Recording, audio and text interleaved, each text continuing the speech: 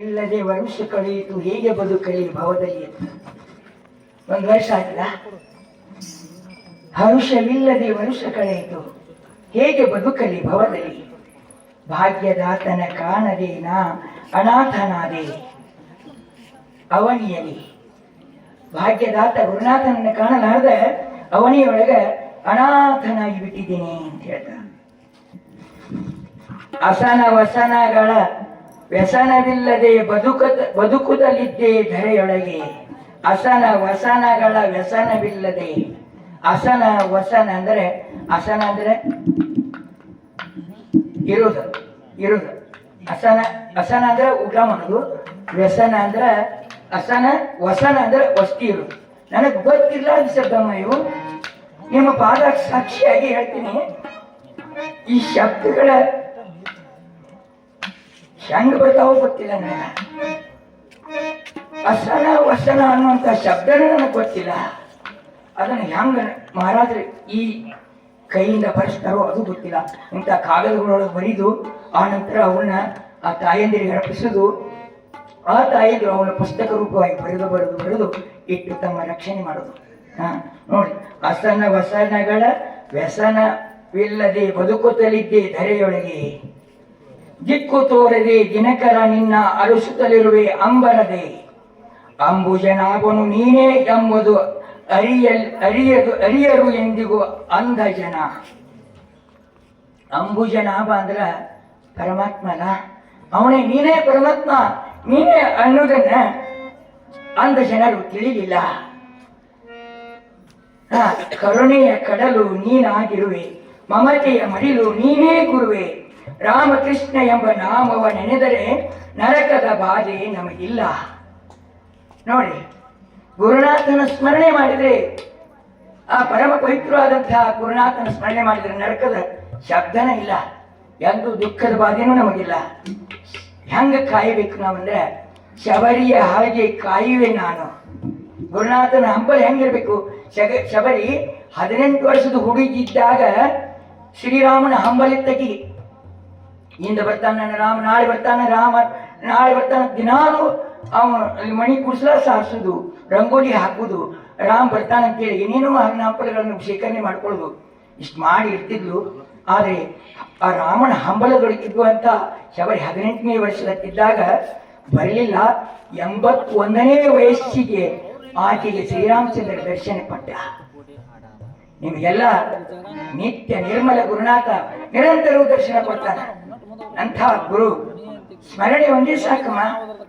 ಗುರುವಿನ ಸ್ಮರಣೆ ಹೊಂದಿದ್ದರೆ ಸ್ಮರಣೆ ಒಂದೇ ಸಾಲದೆ, ಗೋವಿಂದನ ನಾಮ ಒಂದೇ ಸಾಲದೆ ಅನ್ನೋ ಹಾಗೆ ಗುರುವೇ ರಾಮಕೃಷ್ಣ ಎಂಬ ನಾಮವನ್ನು ನೆನೆದರೆ ನರಕದ ಬಾಧೆ ನಮಗಿಲ್ಲ. ಶಬರಿಯ ಹಾಗೆ ಕಾಯುವೆ, ಅಹಲ್ಯೆಯಂತೆ ತಾಳುವೆ. ನೋಡಿ, ಶಬರಿಯ ಹಾಗೆ ಕಾಯ್ತು ನಾನು, ಅಹಲ್ಯೆಯಂತೆ ತಾಳ್ಮೆಯಿಂದಿರುವೆ. ಭಕ್ತ ಕಲ್ಲಾಗಿ ಬಿದ್ದಿದ್ಲ ಅಹಲ್ಯೆ, ಶಾಪಕ್ಕೆ ಗುರಿಯಾಗಿ ಶ್ರೀರಾಮಚಂದ್ರನ ಪಾದ ಸ್ಪರ್ಶದಿಂದ ಅಹಲ್ಯೆ ಮತ್ತೆ ತನ್ನ ನಿಜ ರೂಪವನ್ನು ತಾಳಿದ್ಲ. ಅಂತಹ ಅಹಲ್ಯೆ ಎಷ್ಟು ತಾಳಿರ್ಬೇಕಾಗಿ, ಎಷ್ಟೋ ಜನ ಒದಿತಿದ್ರು, ತುಳಿತಿದ್ರು, ಬಡಿತಿದ್ರು.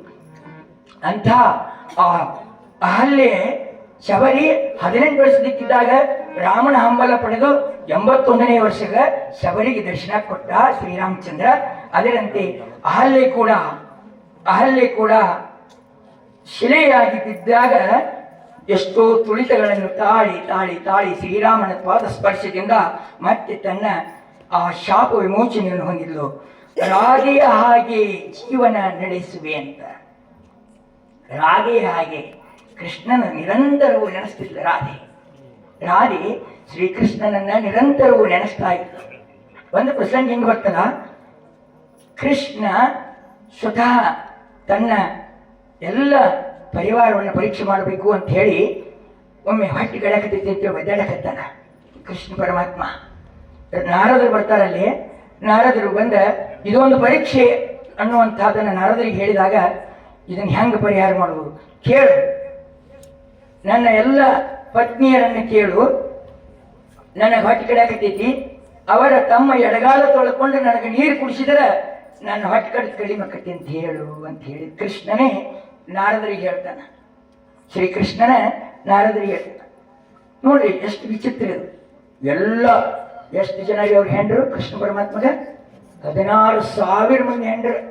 ಅದರಾಗ ಮೇನ್ ಇದ್ದವ್ರನ್ನ ಕೇಳ್ತಾರೆ. ಮೊದಲು ಅತ್ಯಂತ ಭಕ್ತಿಯಿಂದ ನನ್ನ ಕೃಷ್ಣ ಅಂತ ಎದೆಯದಿ ಬಡ್ಕೊಂಡು ಅವ್ರದಕ್ಕೆ ಹೋಗಿ ಕೇಳ್ತಾನೆ ನಾರದ. ಅಮ್ಮ ಕೃಷ್ಣ ಒಡ್ಡಾಡಕತ್ತಾನ್ರಮ್ಮ, ಒಡ್ಡಾಡಕತ್ತಾನ, ಹೊಟ್ಟೆ ಕಡೆಗಟ್ಟಿಸಿದ್ದು ಉಳ್ಳಾಡಕತ್ತಾನ. ಅದಕ್ಕೆ ದಯವಿಟ್ಟು ಅದಕ್ಕೊಂದು ಪರಿಹಾರ ಐತಿ, ನಿಮ್ಮಲ್ಲೇ ಐತಿ, ದಯವಿಟ್ಟು ಅದನ್ನ ಕೊಟ್ಟು ಅವನ ಹೊಟ್ಟೆ ಕಡಿತವನ್ನ ನೀವು ಕಡಿಮೆ ಮಾಡ್ರಿ ಅಂತ ಕೇಳ್ತಾರೆ. ಏನ್ ಹೇಳ್ರಿ, ದಯವಿಟ್ಟು ಲಘು ಹೇಳ್ರಿ, ನಾವು ಅದನ್ನ ಪರಿಹಾರ ನಾವು ಮಾಡ್ತೀವಿ. ನಾವು ಏನು ನಮ್ಮ ಜೀವ ಕೊಟ್ಟಕ್ಕೆ ಹೋಗ್ಲಕ್ಕ ನಾವು ಅದನ್ನ ನಾವು ಪರಿಹಾರ ಕೊಡ್ತೀವಿ ಅಂತ ಒಬ್ಬ ಹೇಳ್ತಾರೆ. ಏನೇನೋ ಬಡಾಯ್ಕೊಟ್ಟು ಹೋಗ್ತಾರ. ಆಗ ಹೇಳ್ತಾನೆ ನಾರದ, ಅಮ್ಮ ನಿಮ್ಮ ಎಡಗಾಲ ಸ್ವಚ್ಛಂಗ ತೊಳ್ಕೊಂಡು ಆ ನೀರು ತಂದು ನಿಮ್ಮ ಕೈಯಾರೆ ನಿಮ್ಮನ್ನ ಕೃಷ್ಣನ ಬಾಯೊಳಗೆ ಹಾಕಿದರೆ ಮಾತ್ರ ಕೃಷ್ಣನ ಹೊಟ್ಟೆ ಕಡಿದು ಕಡಿಮೆ ಆಕತಿ ಅಂತ ಹೇಳ್ತಾನೆ. ಅಯ್ಯೋ ನನ್ನಪ್ಪ ಏನ್ ಚಂದ ಹೇಳ್ತಿಲ್ಲ ನೀನು, ಯಾವ ನರಕಕ್ಕೆ ಹೋಗುನು ನನ್ನ ಪರಮಾತ್ಮಗೆ ನಾವು ನಮ್ಮ ಕಾಲು ತೊಳೆದು ನೀರು ಕುಡಿದು ನಾವು ನರಕಕ್ಕೆ ಹೋಗುದು ಅಲ್ಲಪ್ಪ ನಮಗೆ ಆಗೋದು ಎಲ್ಲರೂ ಹೇಳ್ತಾರ. ಯಾರೀ ತಮ್ಮ ಗಂಡಗೆ ಎಡಗಾಲ ತೊಳೆದು ನೀರು ಕುಡಿಸ್ತೀರಿ ನೀವಂತೂ ಮದುವೆ ಆಗಿ ಬಿಡುವ ಇನ್ನು ಹಾಕಿರಿ, ಆದ್ರೆ ನೀವು ಕುಡಿಸ್ತೀರೇನು? ಇಲ್ಲಲ್ಲ, ಯಾರಿಗೂ ಆಗಂಗಿಲ್ಲ. ಆ ಕೊನೆಗೆ ರಾಧೆ ಕಡೆಗೆ ಹೋಗ್ತಾನೆ ನಾರದ. ರಾಧೆ ಕಡೆಗೆ ಹೋದಾಗ ರಾಧೆಗೆ ಹೇಳ್ತಾನೆ, ರಾಧಾ ಕೃಷ್ಣ ಹೊಟ್ಟೆ ಕಡಿದು ಒದ್ದಾಡಕತ್ತೇನವಾ, ದಯವಿಟ್ಟು ಆ ಕೃಷ್ಣನ ಹೊಟ್ಟೆ ಕಡಿತಿಗೆ ನಿನ್ನಲ್ಲಿ ಔಷಧಿ ಕೊಡುತ್ತಾಯಿ. ಏನು ಅಂತ ಕೇಳ್ತ.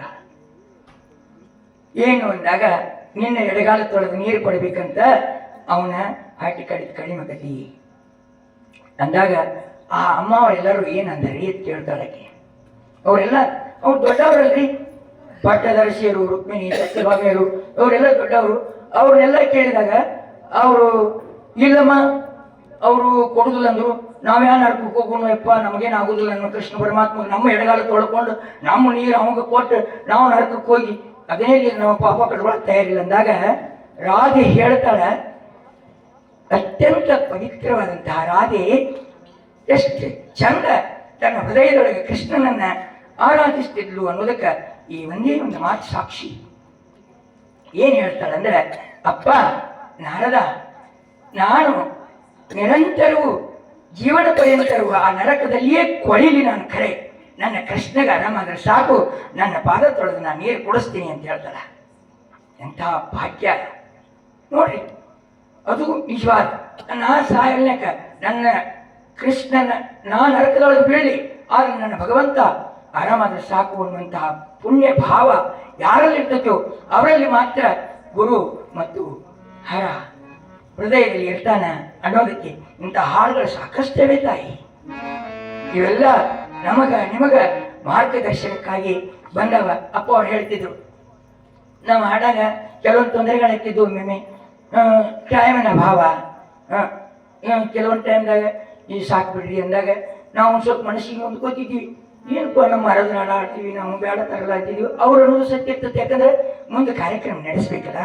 ನಾವು ನನ್ನ ಗುರುಬಂಧುಗಳಿಗೆ ನಾನು ಯಾವತ್ತೂ ಅಪವಾದ ಕೊಡೋದಕ್ಕೆ ಸಾಧ್ಯ ಇಲ್ಲ. ಇಷ್ಟೆಲ್ಲ ನಿರ್ಮಾಣ ಮಾಡಿದ ಗುರು ಮನಸ್ಸು ಸ್ವಚ್ಛ ಇಡೋದಕ್ಕೆ ಆಗುದಿಲ್ಲ ಏನು ಗುರುವಿಗೆ. ಅದಕ್ಕೆ ನನ್ನ ಗುರುಬಂಧುಗಳ ಏನೇ ಹೇಳಿ ನಮ್ಮ ಒಳ್ಳೆಯದಕ್ಕೆ ಹೇಳ್ಯಾರಂತ ನಾನು ಕೂಡ ಭಾವಿಸ್ತೀನಿ. ಆಮೇಲೆ ಅಪ್ಪ ಅವ್ರಿಗೆ ಹೇಳ್ತಿದ್ದೆ, ಅಪ್ಪ ಈ ಹಾಡುಗಳನ್ನ ಬರೆಸಿದ್ರು ನರಸಿಂಹ ಮಹಾರಾಜರು, ಅದು ಯಾರು ಕೇಳೋರಿಲ್ಲಲ್ಲಪ್ಪ ಅಂತಿದ್ದೆ ನಾನು. ಯಾರು ಕೇಳೋರಿಲ್ಲ, ಹಾಡೋರಿಲ್ಲ ಅಂದಾಗ, ತಿಮ್ಮಣ್ಣ, ಆ ಹಾಡುಗಳು ನನ್ನ ದೇಹದ ನಂತರ ಬೆಳಕಿಗೆ ಬರ್ತಾವ.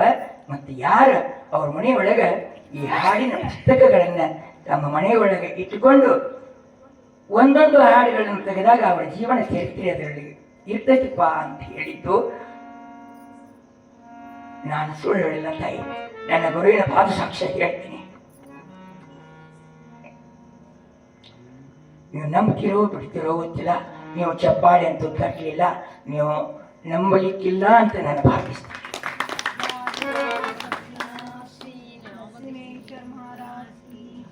ಈಗಲಾದರೂ ಈ ಹಾಡುಗಳನ್ನ ಮತ್ತು ಮಹಾರಾಜರ ಜೀವನ ಚರಿತ್ರೆಯನ್ನ ನಿಮ್ಮ ಮನೆಗಳಲ್ಲಿ ಇಟ್ಟುಕೊಂಡು, ಇನ್ನೂ ಇವು ಪ್ರಿಂಟ್ ಆಗಿಲ್ಲ, ಇನ್ನೂ ಎಷ್ಟು ಅದಾವ ಇವು 50-60 ಅದಾವ. ಇನ್ನ ಮಾಡ್ತೀವಿ ಇದ್ರಾಗ 108 ಅದಾವ.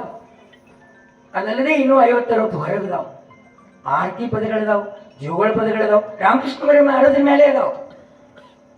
ಮೊದಲೇ ನಾವು ಹೇಳಿನಲ್ಲ, ಎಲ್ಲ ಮುಡ್ದಾಗ ಹೋಗಿ ವೆಂಕಟರಮಣ ಗೋವಿಂದ ಅಂದ್ರೆ ಯಾರು ತೊಳೋದು ಬೈತಾರೆ ನಮ್ಮನ್ನ. ಅದೇ ರೀತಿಯಾಗಿ ಇವಾಗ ತಿರುಪತಿಗೆ ಹೋಗಿ ಉದೋದು ಅಂತಂದ್ರೆ ಅಲ್ಲಿ ನಮ್ಮನ್ನು ಬೈತಾರೆ ಮಂದಿ. ಅದಕ್ಕೆ ನೀವು ಉದೋ ನೋಡ್ಬೇಡ್ರಿ, ಗೋವಿಂದ ನೋಡ್ಬೇಡ್ರಿ.